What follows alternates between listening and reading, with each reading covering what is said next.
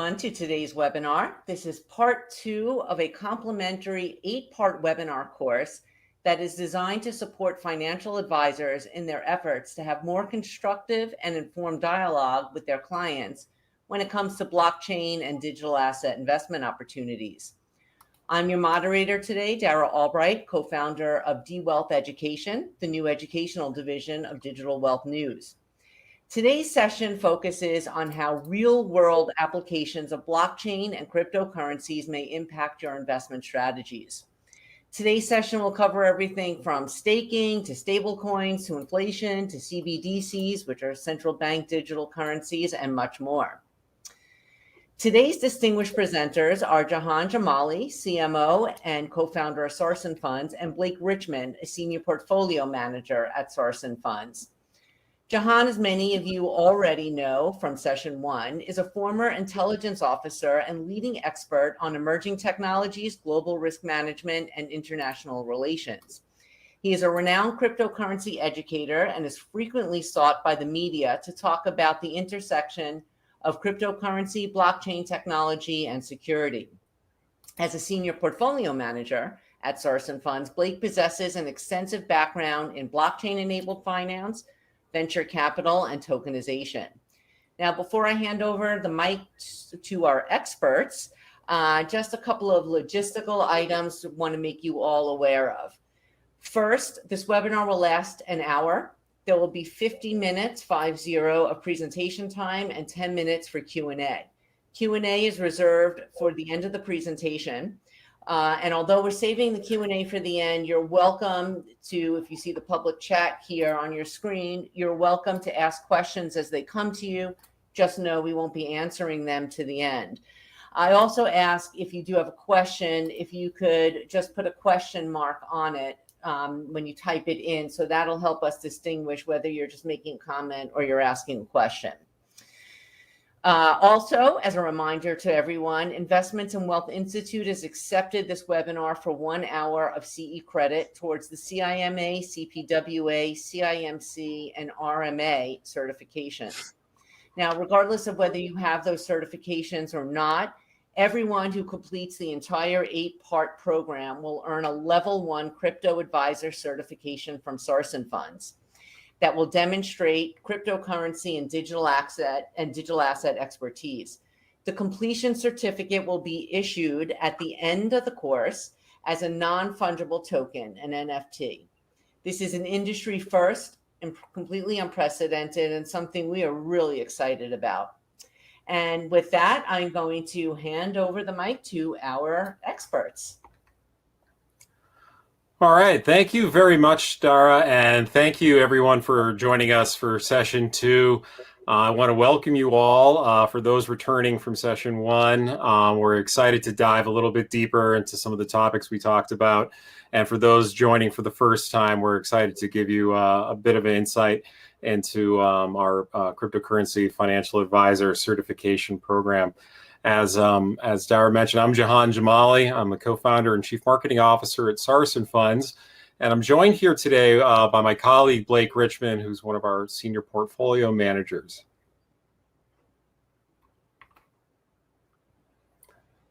Let me just walk through a little bit about what we're going to be talking about today, just so you all have a high level. And you'll get our contact information afterwards, too. And if you have any questions, please feel free to put them in the chat. We're also going to have a 10-minute Q&A session after our session today.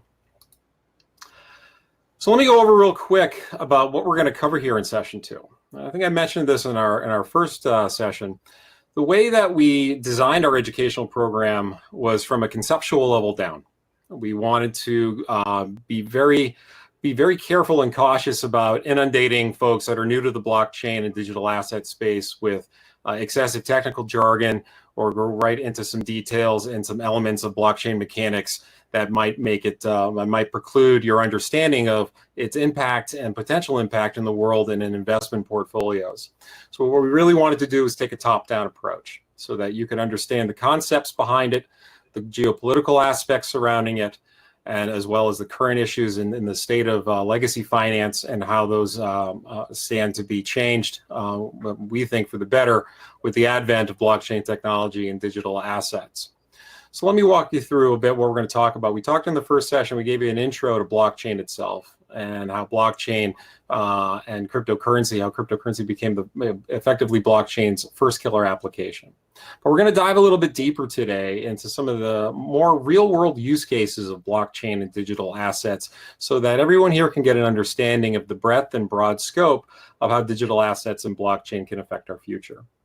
So in addition to the general benefits and some real-world application examples, which I'll show you, we're going to talk a little bit more in depth and detail about some of the transactional uses. And everyone is familiar with the term cryptocurrency, but crypto and digital assets are used for far more than just a medium of exchange. But we're going to talk a little bit about some of their transactional uses as well. We're then going to roll into a discussion on the store of value concept and how blockchain serves as the root source and truth layer for many blockchain applications, including the transactional variants.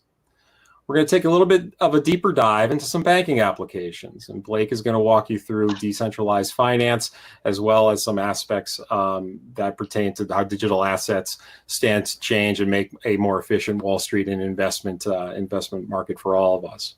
We're going to talk a little bit about how that's impacting central banks as well. And we'll go into depth a little bit on some examples of the central bank digital currencies and how this is affecting some policy decisions in Washington and in other governments around the world. And then we're going to talk a little bit more towards the end about some broader scope things that are a little bit beyond finance. We're going to talk about Web3 and the difference between a centralized and decentralized internet and what that means, as well as how blockchain can be used for some civic purposes and use cases, to include a discussion on blockchain voting. So let's get back, and we're going to reorient ourselves a little bit on what we're going to cover in terms of in looking at the view from the viewpoint of blockchain technology. So I want to review a couple things from our first session. Blockchain itself enables a new level of trust and transparency, as well as a decentralized mechanic for security on data exchanges and value transfers. And as we talked about in session one, this allows users of blockchain networks to have more confidence, as well as more security compared to traditional networks that have a trusted third party or a centralized data structure. The primary benefit here that we talked about in session one was the fact that this disintermediates the need for a third party, and that third parties that can serve as both a single point of failure, as well as be have a tendency for occasional human error and backlog of information flow, is no longer needed in a blockchain architecture. So we're going to talk about a few concepts today and some real-world use cases, and there's a handful of others that we might not get to, but there's everything from transportation to supply chain to the music and arts industry, and we're going to have a session on NFTs later in our curriculum that I highly encourage folks to attend, as well as digital identity and what that means, not only from a security standpoint, but from your actual individual standpoint. Is your data yours, and should it be yours? Is it a human right to have self-sovereignty over your data? We're going to talk about how this can affect healthcare and life sciences as well. So let's talk back about what blockchain validation means. We talked earlier in our first session how in order for a block of transactions or a block of data to be added to a blockchain, there needs to be a consensus mechanism that needs to be satisfied. We talked about a few different types of consensus mechanisms, primarily proof of work and proof of stake. However, at its root, it's a cryptographic source of trust. In order for that block to be added, a cryptographic puzzle and signature needs to be added and validated by the network itself in order for a group of transactions to be added. Now, what does this mean in the real world? How does this affect you, and how does this really affect and drive home the value proposition? Well, it validates a positive proof of ownership of either that transaction or that item or that piece of data. It serves as that source of truth because blockchains rely on a centuries-old method of the ledger system. They're immutable append-only databases that preclude changes to the blocks themselves. Any changes made are simply added as a new block, but it's an immutable record that has a historical track record of everything that occurred on that network.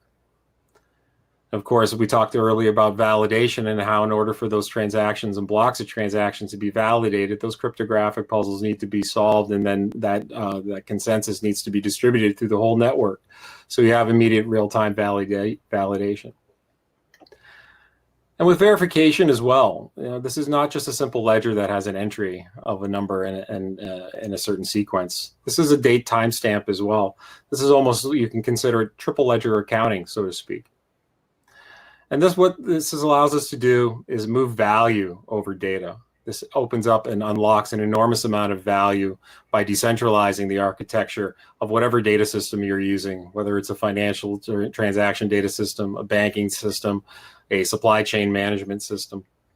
And at the end of the day, it reduces the need for intermediaries. And I can't harp on this enough. Not only are you reducing the potential for fraud, for errors, for human lag time, but you're reducing the need and the signatures that you leave on centralized databases anytime you log into any type of application whatsoever. And that unlocks an enormous amount of value in and of itself. So let's talk about our first real world use case. I'm going to talk about it at a high level. Supply chain management. And of course, there's a lot of talk today in the news on supply chain issues, anywhere, particularly with chips for new car manufacturers. But there's an enormous amount of supply chain problems and real world use cases that can be solved with enabling blockchain technology. Anywhere from food safety. If you have a large population, you want to ensure that food is moving safely, through your economy and through your market. Blockchain has an enormous amount of value. Particularly also for medications. We're living in a time of COVID, and the ability to track medications and the quality as well as the supply and the production is of paramount importance, especially as we become a more globally interconnected network. So let's talk a little bit about the steps. And this came from a Deloitte report called Using Blockchain to Drive Supply Chain Transparency. And in our follow-up email, I'll be more than happy to share with you the link to the full report itself. But in general, at a high level, from a supply chain standpoint, this allows you to do a variety of different things. One, it allows you to develop a plan to get greater access to your source materials. This is going to affect your R&D material choices and enable you to have closed-end loop design, and as well as sourcing materials that you're going to need for your product manufacturing. This is going to increase the planning efficiency amongst not only internally to your organization, but to your suppliers and your customers. This is going to have enormous impact on your ability to forecast inventory risk and as well as forecast pricing and demand. And with sourcing as well, by replacing old school paperwork and the many layers that you're going to have with any type of group of suppliers, every type of manufacturing organization is going to have a variety of different types of suppliers that have a variety of different types of internal processes, and those all need to merge and mold into your product manufacturing process itself. But this enables that flat layer of universal truth, and enabling a much more efficient ability to source your materials. Even in the manufacturing process itself, enabling you within an organization to have greater visibility into the process and manufacturing of whatever your product is by enabling a blockchain quality control capabilities. Delivery of your items is paramount. This enables you to have much more engagement with your customers by enabling your customers have more processes potentially than your suppliers do. And this is going to enable you to have a higher level of engagement and effectively a higher level of trust from your customers to you, as well as returns. Everybody has a return, no matter what business you own or what product you're selling. This takes those same types of components of value and delivers them on the completion stage of your supply chain process. So this has a lot of different benefits, right? Your primary benefits are going to be an increased traceability of your supply chain and the materials you use for it. It's also going to lower your losses from counterfeit or gray market items, and especially in fashion brands. I know Louis Vuitton was experimenting with blockchain validation on their products. We've all seen, if you've gone overseas particularly, counterfeit Louis Vuittons or counterfeit other types of high fashion brands. Well, this enables them to have a better quality control over their trademark and their brand on products that are out there in the market. This is also going to improve your visibility and compliance over your outsourced contract manufacturing as well, enable you to have better oversight and insight into third-party contractors that you might use. And of course, it kind of goes without saying, this is obviously going to yield an enormous reduction in your paperwork and admin costs. We also have some secondary benefits too on the supply chain side. This allows you to strengthen your reputation with this new type of transparency. This improves your credibility and trust not only with your vendors, but with your customers and the market as a whole. This also reduces your public relations risks because you'll be able to track and have insight into potential supply chain malpractice issues at a much greater efficiency level. And ultimately, what you're trying to do is engage your stakeholders a little bit more, and that has benefits for all parties.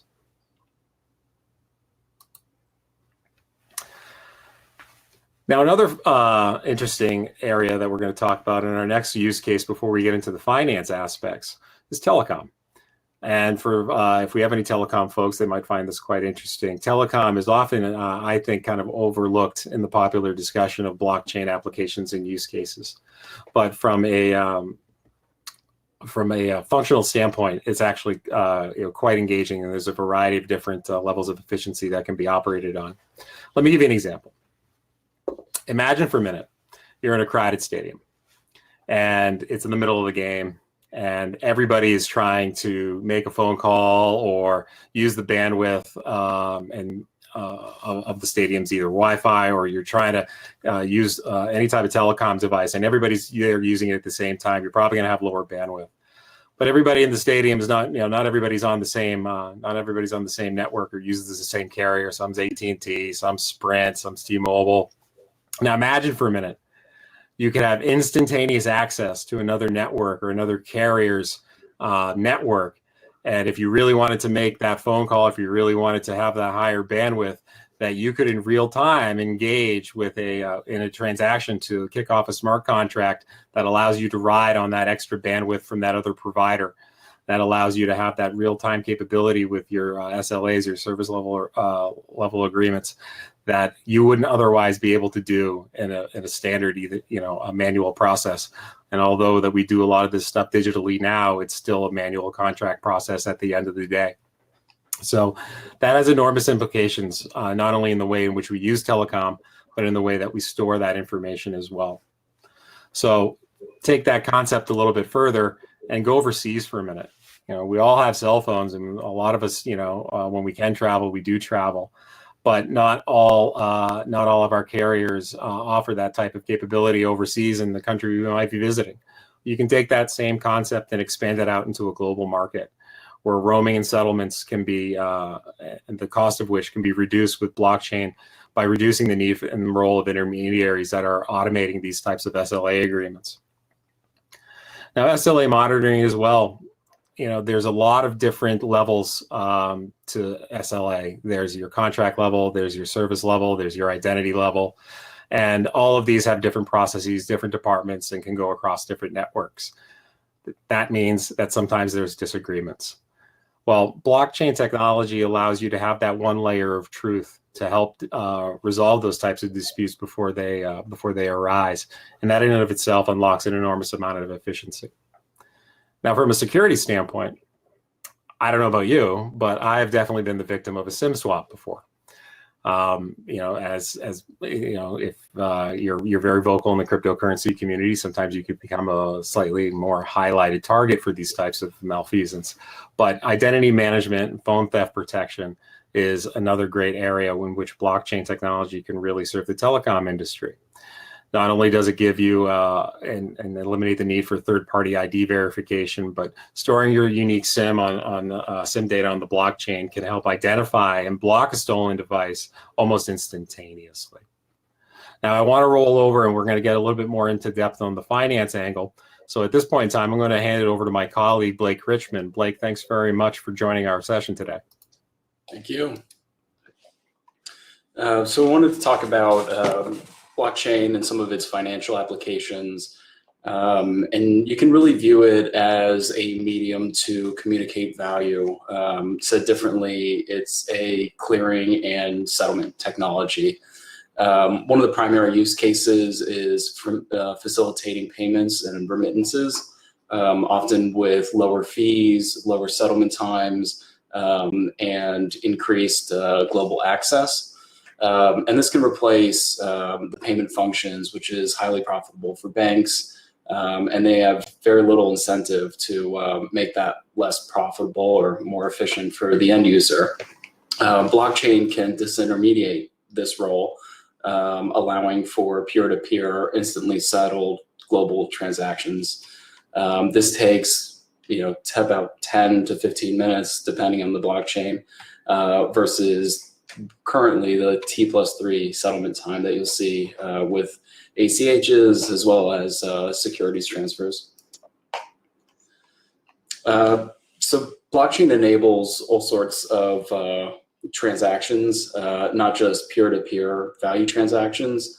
Certainly with remittances across borders with low fees, but you're also able to, through the use of smart contracts, do more complex transactions, things that are conditioned. If a certain condition is satisfied, a transaction can occur. And this all can be kept track of on the blockchain in an immutable way, and using that layer of trust to ensure that transactions that you think have occurred are valid. And this is taking the form in several ways in the payment space.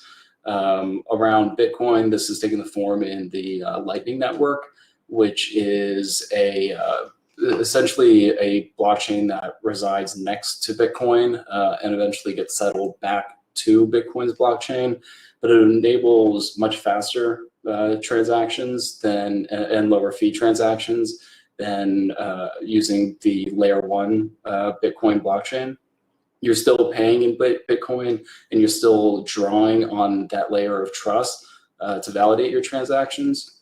But this is a payment feature that is going to be much more efficient in day-to-day settings. The smart contracts that enable these types of conditional transactions can also enable the issuance of new currencies. Some of these have taken the form of stablecoins, which are typically pegged to the US dollar. And this allows US dollar stable value to be transferred using blockchain technology. That opens up a whole new market for transfers, a whole new market for banking, and a whole new market for financial services and products. Outside of Bitcoin and outside of stablecoins, there's a number of projects that are working on the point of sale terminal and the retail applications for payments. Flexa is one of them that we've highlighted here. And this Flexa works by acting as a liquid sort of middleware between whatever cryptocurrency a user wants to pay with and the local currency that the merchant is banking with. And this enables merchants, at the ground level to be able to leverage this technology for, faster and more trustworthy transactions.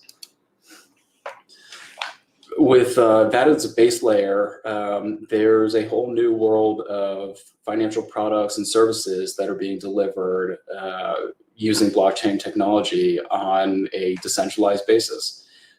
This includes banking, where in certain regions,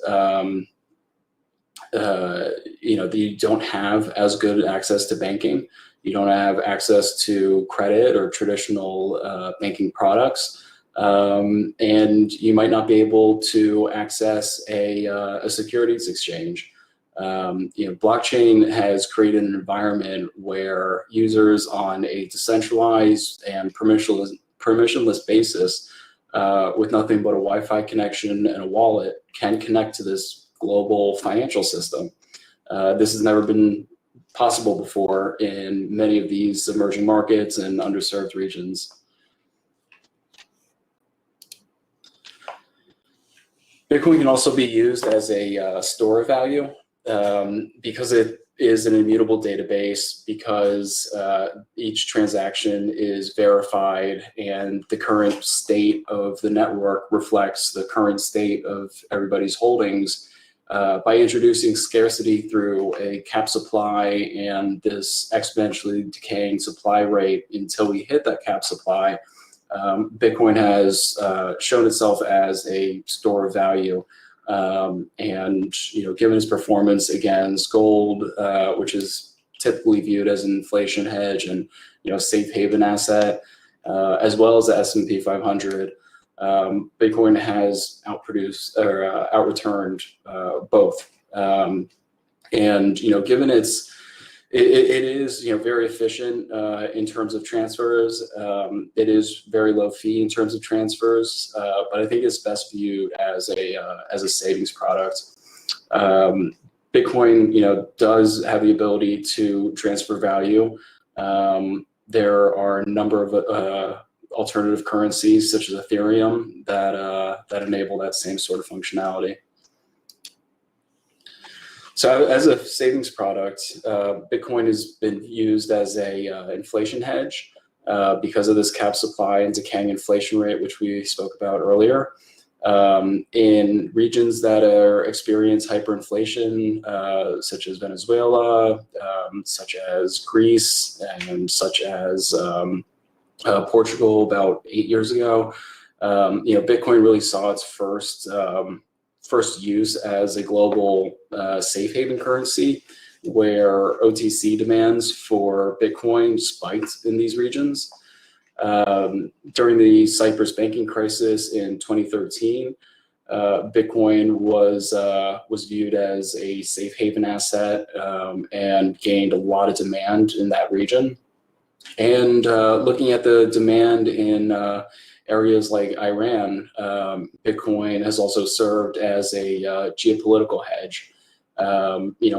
While Bitcoin is contextually volatile compared to traditional markets and compared to the US dollar, when you introduce these types of inflation risks or credit risks or geopolitical risks, you do have this nice safe haven environment that is typically liquid against most global currencies. And central banks aren't ignoring this.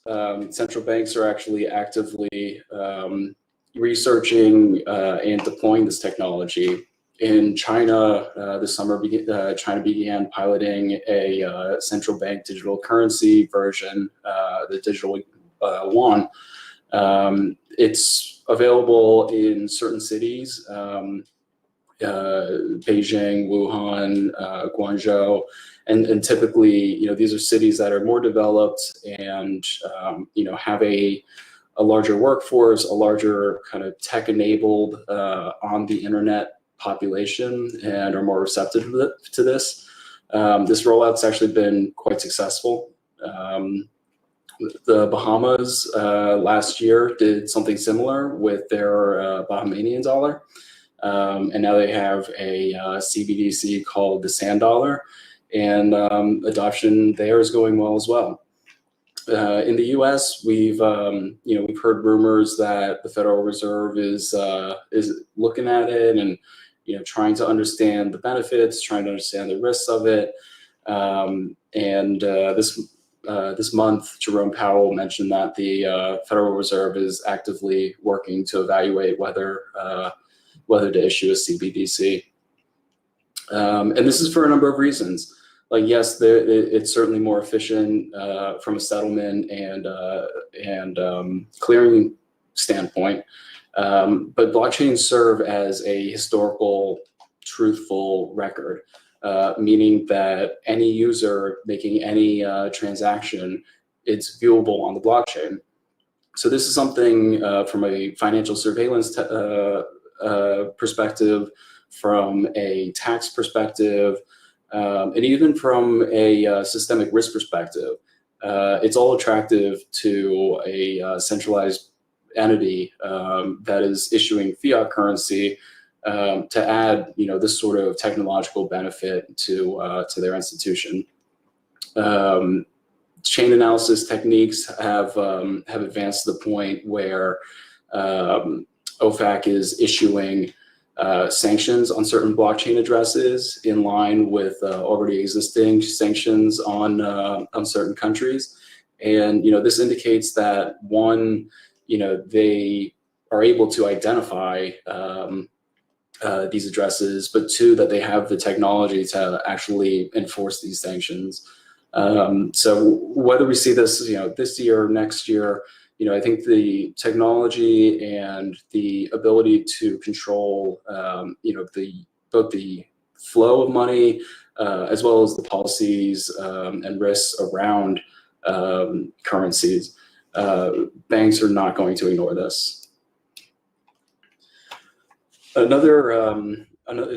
This might be something Jahan might want to jump in for. Yeah, thanks very much, Blake, for walking us through. And I just want to let folks know that as we roll through the rest of our curriculum, we have additional modules that are going to go a little bit more into depth on the finance aspects of it. But like we said at the beginning, we wanted everyone to have a good conceptual understanding of blockchain in its totality, so that once that foundation was laid for you, that you'd be able to start to dive and really explore some of the areas in which you might you might find particularly interesting. So in our later sessions, we're going to go into a bit more detail on some of the aspects of DeFi and CBDCs, what that means for Wall Street, what that means for regulatory policy, and how you can leverage that in your investment decisions and investment strategies. So keep a lookout for those as we roll forward in our program. But I want to back it up just a little bit and go back to some more high-level topics here now that we've talked a little bit about finance, and talk a little bit about the Internet of Things. I know we've all heard this. It's certainly a buzzword amongst the Big Four consulting firms, and we've probably all seen it on 1.5 million decks that we've seen in presentations and Zooms over the last few years.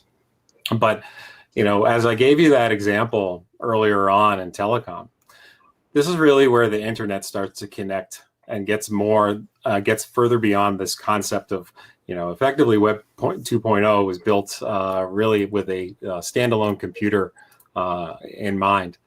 And IoT is the way in which we can connect our devices to this greater network that we've created over the last couple of decades. And blockchain can serve in a really important role in being able to unlock all the different potential levels of value that we can have from an IoT infrastructure. One of the things I want you guys to think about is not only the different applications, I'll go over them with you, but I'm going to give you some different examples of that as well. But we have everything from consumer applications. This is everything like your Bluetooth devices. We have whether it's your smart home, whether it's a Nest that's controlling the temperature in your climate that you can control from your phone somewhere else. Other types of wearable technologies, anywhere from medical devices as well, like a cochlear implant. You want to be able to unlock the types of value that type of data connectivity can provide. Applications as well, organizational applications, and even your basic public infrastructure, anywhere from traffic monitoring to automated toll collection to autonomous driving. One of the things I like to talk about with the autonomous driving, and there's a couple different blockchains that are really getting into this. IOTA is a great one, and obviously has IoT in the name. But if you have a self-driving car, you need to know you're getting a lot of data, and you're getting a lot of data in like a really fast and rapid time frame, back and forth all the time. You're getting data not only from all the cars around you, but from the infrastructure that you're passing through, the stoplights, the merge, the other types of pieces of infrastructure and sensors that can be on a freeway or interstate system. And not only are you need to process all that data effectively and efficiently, without the threat of a single point of failure, but you need to know that data is good. You need to know that data is valid. And it's not just getting the data from the car in front of you or getting data that your car is sensing from things around you, but understanding that the data from 5 cars up that's passed all the way back through and forth and across that infrastructure and that freeway in real time consistently at 65 miles an hour is good consistently. So this is really critical, and there's a couple different blockchains, like I mentioned, IOTA, that are really taking this on and creating these types of autonomous blockchain agents that can be deployed in this type of infrastructure. And at the same time, you could even combine that with passing through and paying your tolls automatically and having that be relayed through the blockchain as well. And of course, as we talked about a little bit earlier with supply chain management, there's an industrial application layer to this as well. From manufacturing and agriculture to food production to food safety to medical and medicines and prescriptions and pharmaceutical grade quality products that can all tap into the value that can be unlocked with blockchain. And of course, we talked a little bit about just now about infrastructure applications as well. But let me walk you through a handful of unique applications and companies and projects that I think are really of note. One of which is Helium. Helium is the world's first decentralized machine network. They use blockchain to connect low-power IoT machines. This is anywhere from routers to microchips to your dog's electronic collar, and uses the blockchain to connect them to the internet. Helium uses a blockchain-based wireless internet structure that uses radio technology actually to strengthen the internet connection and reduce the power need that you need to run a smart machine. So you can think that in a lot of different ways, they're sort of going head to head with Amazon Sidewalk, but in a decentralized architecture rather than a centralized one. Let me give you a use case. The team out of Helium not too long ago carried out one of their first successful blockchain transactions, and now plans to implement. They've implemented nodes across not only some states here, but across in the UK too. And if you go check them out online, you can see actually who might be running a Helium node near you. I live in suburban Boston. I went on and I found out that actually there's a guy who's about half a mile up the road from me who runs a Helium node. And if you run a Helium node, you actually, the more pings that you have and the more data that crosses through your node, you actually get rewarded in Helium token. So it democratizes the ability to validate these types of IoT networks, which I find fascinating. Another one is Chronicled. Chronicled is based out of San Francisco, and they combine blockchain and IoT products to deliver an end-to-end supply chain solution, like we talked before. And they focus primarily on the pharmaceutical and food supply industries.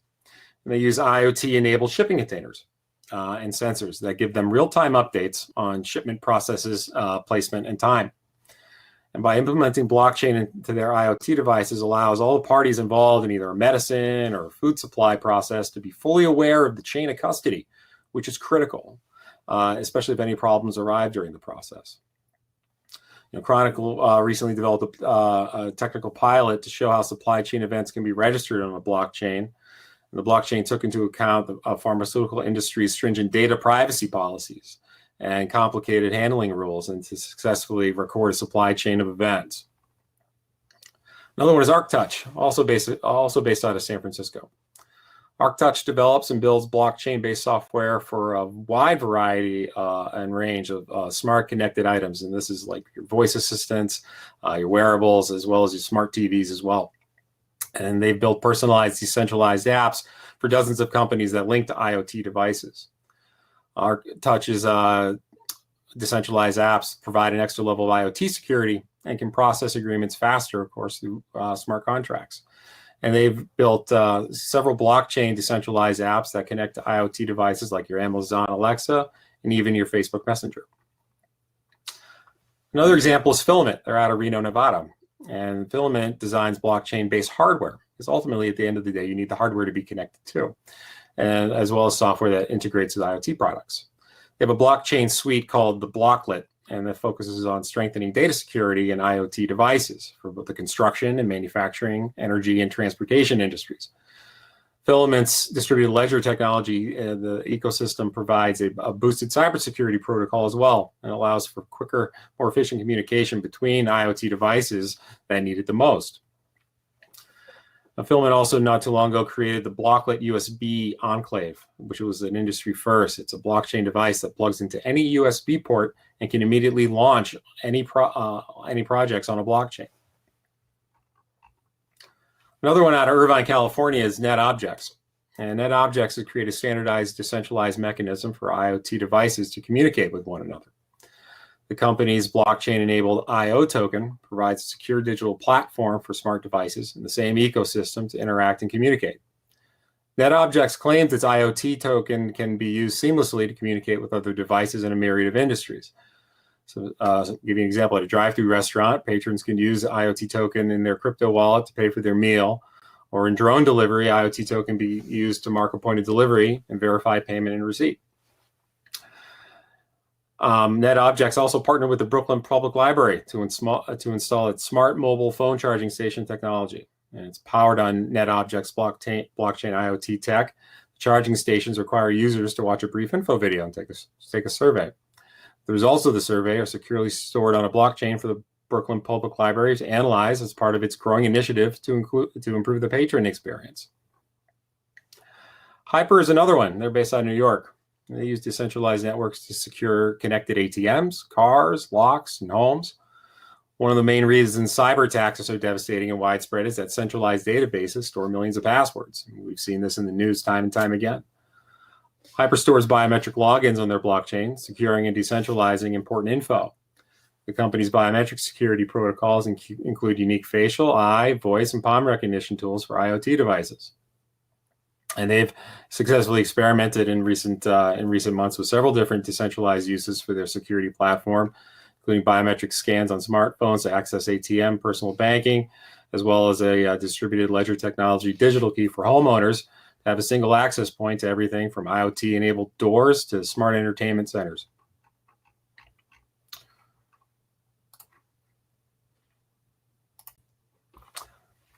Now, taking that a bit further, let's talk about Web3. I'm sure this is something that everybody's heard of in the past, but let's talk about what Web3 actually is.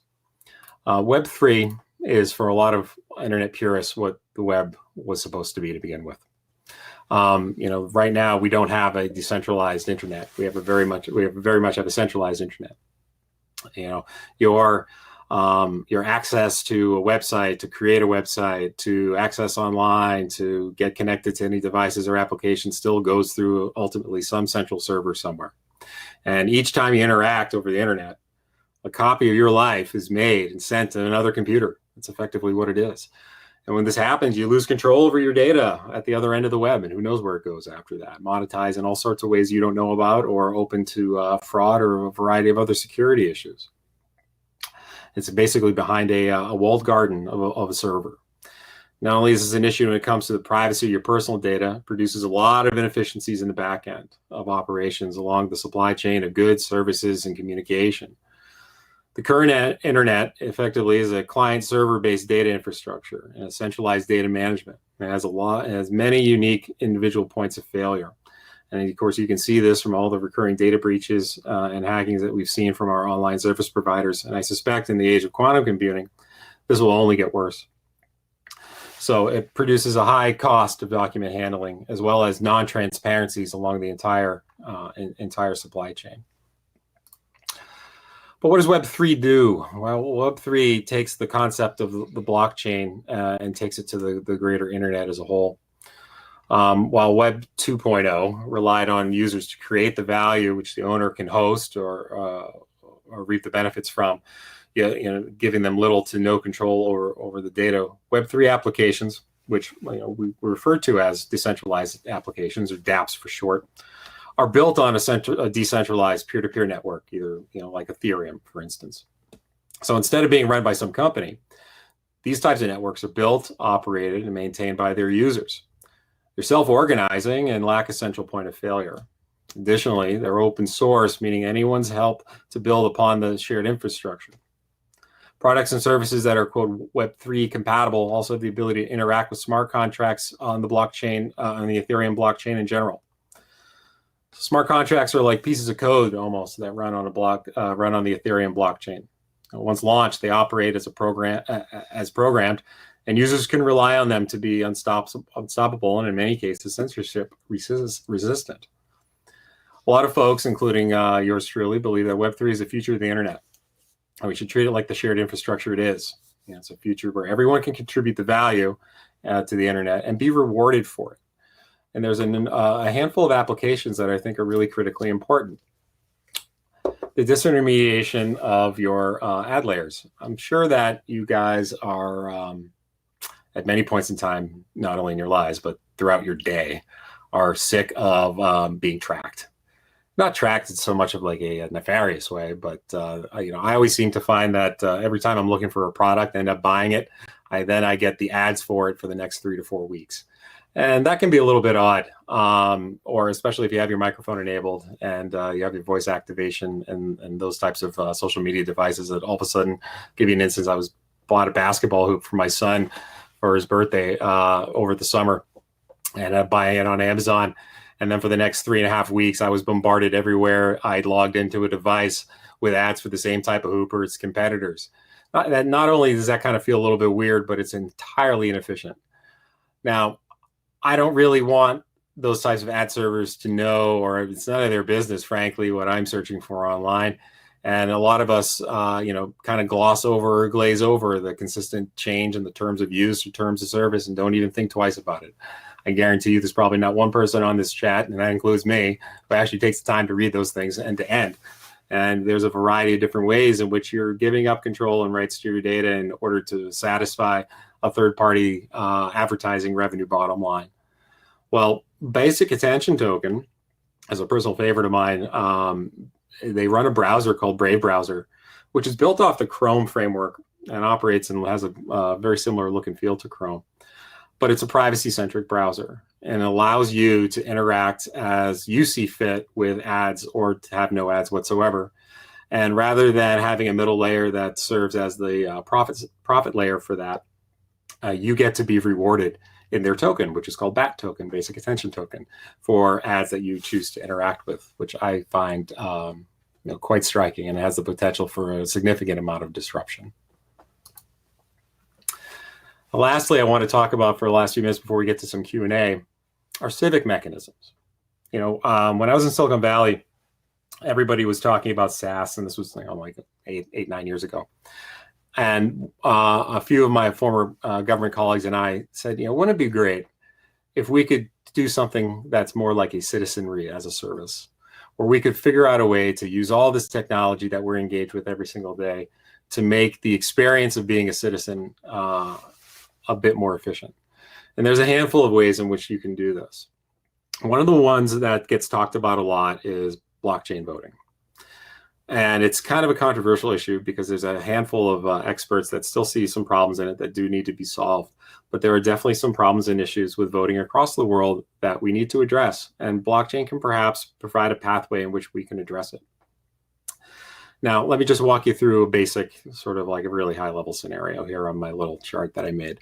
But like, take for instance, rather than you operating your paper ballot and trying to poke out the Chad, who knows if it's poked or if it's hanging, if we all remember Florida from many years ago.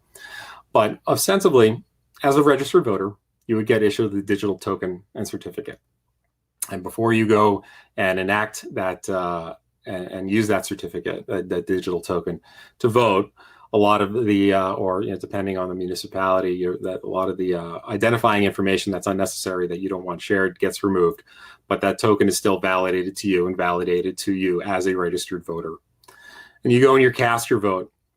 And that vote is then blocked up with the rest of the votes in your precinct and validated as such that that token that was issued to you, the registered voter, was then subsequently used to cast that vote. And that vote has X, Y, and Z result. And those are packaged up as a block. And those blocks are added up to the blocks of other precincts and then sent to the election officials for validation of the results. This has enormous potential, and it's still a long ways out, but it has enormous potential to reduce voter fraud and provide a higher degree of transparency in governance, as well as provide a public and historical record of civic actions and voting, not only just voting for your elected officials, but town meetings, when you're voting on procedures and processes, and if you want the new high school, if all sorts of stuff. I don't want you to look at this just from the lens of like a presidential election. Look at this from like down home, right? What is this going to solve in your backyard, in your community? And this is, of course, this is going to enhance public trust and capability with this type of, validation and enhanced transparency. And at the end of the day, it really does start at the grassroots level. I've always firmly believed that the more examples we see on Main Street are going to lead to greater examples that we're going to see sort of in our greater communities. And there's a handful of examples happening of this. And if you guys, I really suggest that you keep an eye on what's happening in Africa. Africa is really taken a hold of blockchain in a variety of different ways. And I see enormous potential to provide the transparency in governance and the trust in government that has been sorely lacking in many of developing countries through a blockchain-enabled infrastructure. So that's going to bring us towards our end. And I know that you guys probably have a lot of questions. And I promise you, as we go further in the curriculum, we're going to go more into depth into a lot of these different concepts. But just keep in mind in the way in which we designed this, that we're going to start from the top down, because I want you to be thinking about this at the end. I want you to be thinking about it tomorrow and between now and the next session of all these different concepts. I want you guys to be able to take some of these ideas and use it as a seed for your own path of discovery. Because that is the way in which you're going to be best served. And we're just here to guide you along that. We're not here to sell you on the concept. We're just here to spark the seed. So we're going to go into, in our later sessions, more in depth on different aspects of finance, different aspects of investments, considerations, different aspects of Web3, different aspects of the regulatory landscape, and how this is all shaping up into this big geopolitical and finance intersection that we're all, and technological intersection that we're all living in right now, which, it's an exciting time to be alive, and I hope you guys feel the same. So Dara, I'm going to turn it back over to you. But I do want to remind folks that our next session is going to be Tuesday, October 5th. And please sign up. And if you need to get a hold of the previous session, that we'll be more than happy to provide you guys a link. Thank you, Jahan, Blake. What a fascinating discussion. And I know we have a bunch of questions, so let's just jump into some of them. And I want to start with questions regarding using cryptocurrencies as a payment. So we have one question that came in from Michael that said, with such wild price fluctuations, how can buyers and sellers confidently know whether or not the use of crypto will provide a stable/fair type of currency for a given transaction? It uses the example, someone sells a car accepting crypto for the payment, and on the day of the transaction, the crypto is worth what the seller wanted for the car, $15,000. 2 days later, the same crypto crashes, now worth $5,000. How do we avoid scenarios like that? Thoughts? Yeah, and the at the exact slice in time that the transfer happens, yes, there's going to be volatility on either side of that. As we mentioned earlier in the presentation, there's this project called Flexa. There's a number of projects that are working on the same sort of problem, where from that slice in time where the transaction occurs, that value is immediately put into the currency of the merchant's choosing. So for peer-to-peer, home sales and automobile sales, that might be a bit more manual process at this stage, but the merchant point of sale terminal, that's definitely a problem that projects are working on, and there are solutions available for that. Great. Talk a little bit too about another question that came in: price market fluctuation versus client services. Where's the risk? Services and risk, where's the balance?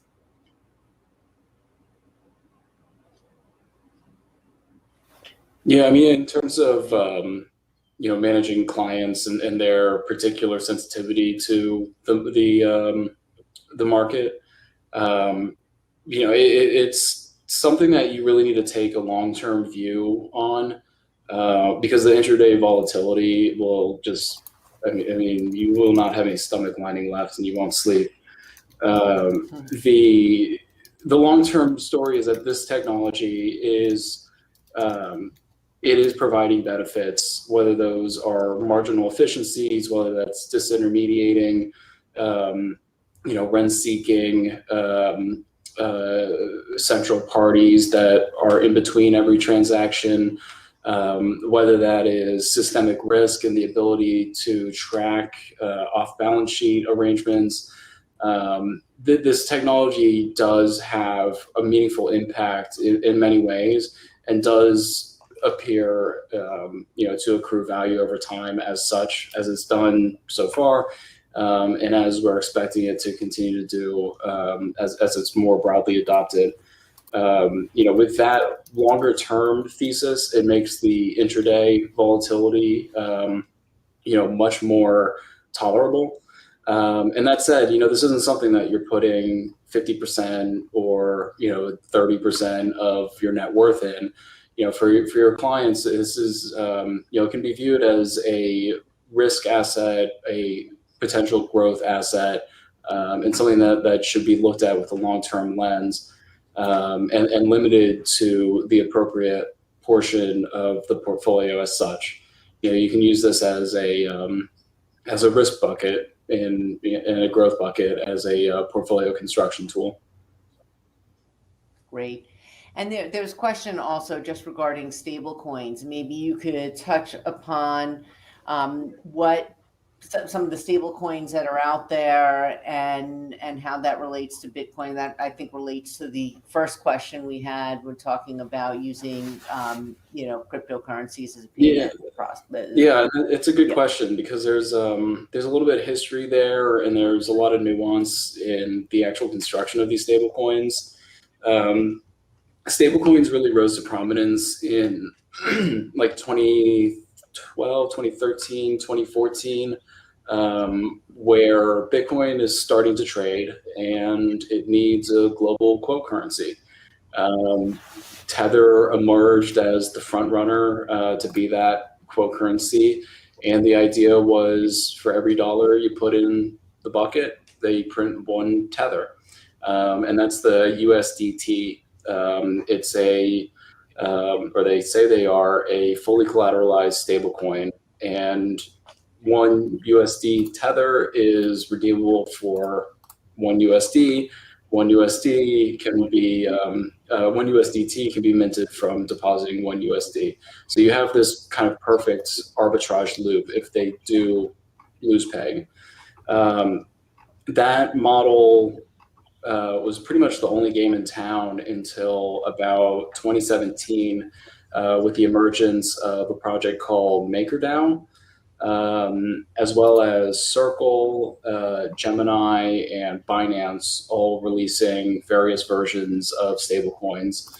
The way that MakerDAO and their stablecoin DAI, that resembles more of a central bank model of issuing currency, where you deposit collateral in the form of a volatile cryptocurrency, and you're able to borrow up to 50% of that in their stablecoin.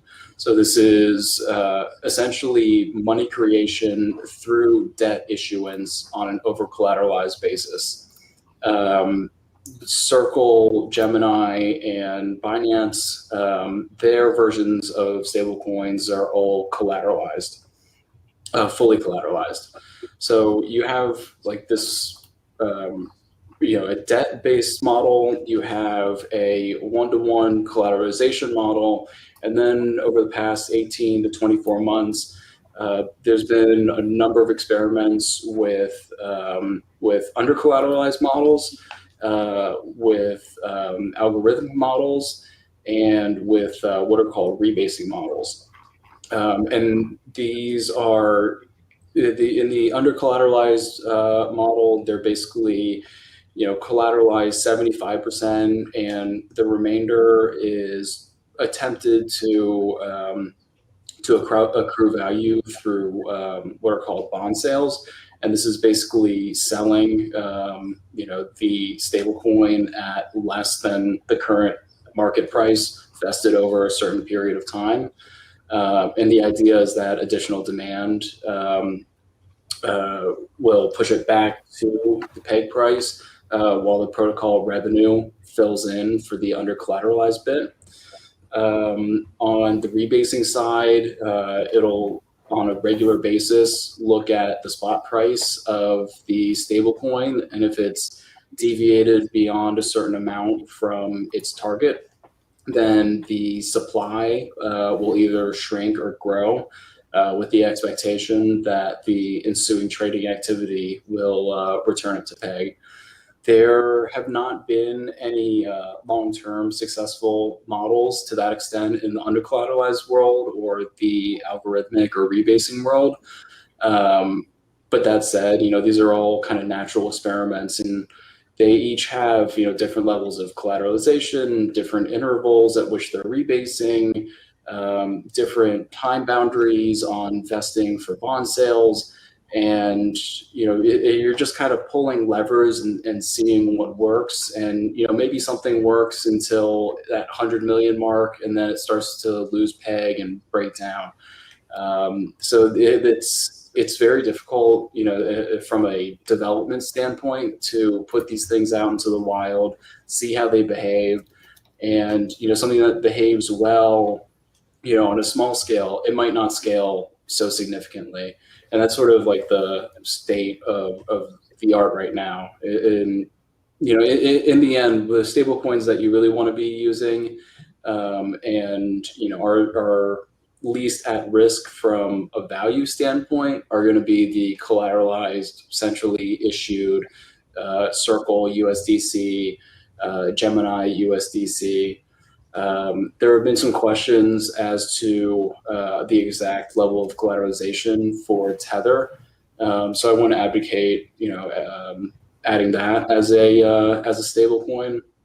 The other piece I would touch on is there have been attempts over the past 6 months or so trying to shoehorn different pieces of legislation into the infrastructure bill and various other bills that have been coming through Congress that would designate these central stablecoin issuers as broker-dealers, or as some other designation that would heighten the compliance costs, would limit their ability to issue to non-KYC AML blockchain addresses.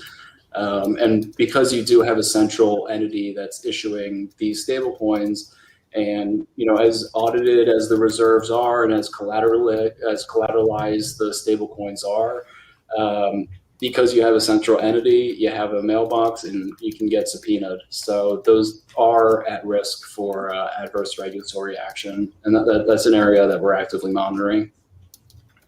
That's a good question. Thank you. Thank you, Blake. That was a great answer, really in depth. We are crossing over that hour mark, so I know we do have some other questions in the queue, but I think what we'll do is we'll take those and we could answer those offline. And if anyone has any further questions, they could reach out. There's directly contact information here. And we will be following up with everybody later on tonight. You'll get an email with the link for the replay, links for presentations, links for previous replays, links to register for future courses, future sessions of the course. And really, please feel free to reach out anytime if you have any questions, any logistical questions. You could reach me at dara@dwealth.news. And happy to help you go through that as well. And we're really thank you all for participating, and thank our speakers and presenters for really putting this phenomenal presentation together and program. It's really exciting. So I really thank you very much, Dara. Thank you, Blake, for joining us today. Feel free to email myself, Blake, or Dara with any questions you guys might have after if we didn't get to them. And don't forget our next session, Tuesday, October 5th, 2 p.m. Same bat time, same bat channel, so to speak. So you'll be getting a follow-up email from Dara. And thank you very much. I'd like to thank the folks at DWealth News. Go ahead. Yeah. No, I was just saying, actually, the next one is actually October 12th. We have October 12th. Okay, sorry about that. No, all right, no don't worries. worry. We'll get you guys straight on that. Yeah. All right. All right. Well, thank you very much. Again, feel free to email us with any questions that we didn't get to today. And it's been a pleasure having you guys all join us this afternoon. Thanks so much, everyone. Thank you. Take care.